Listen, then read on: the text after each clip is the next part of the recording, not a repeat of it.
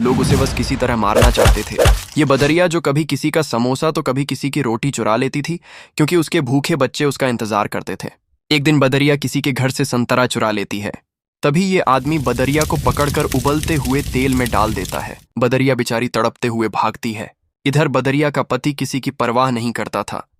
बदरिया जो चुरा कर लाती वो खा लेता और बस दिन भर सिगरेट पीता रहता था। लेकिन आज बदरिया कुछ चुरा नहीं पाई, तो बदरिया का पति उसको बुरी तरह मारता है और फिर खौलता हुआ गर्म पानी डाल देता है।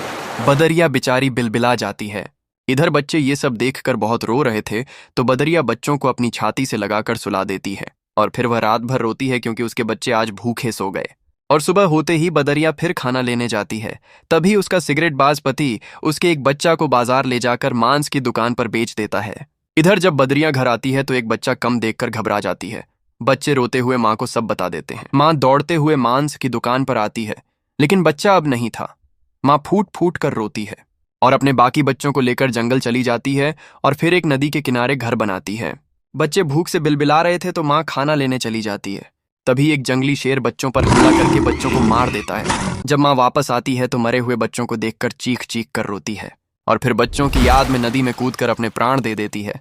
लेकिन आपने फिर भी इस माँ के लिए लाइक और सब्सक्राइब नहीं किया।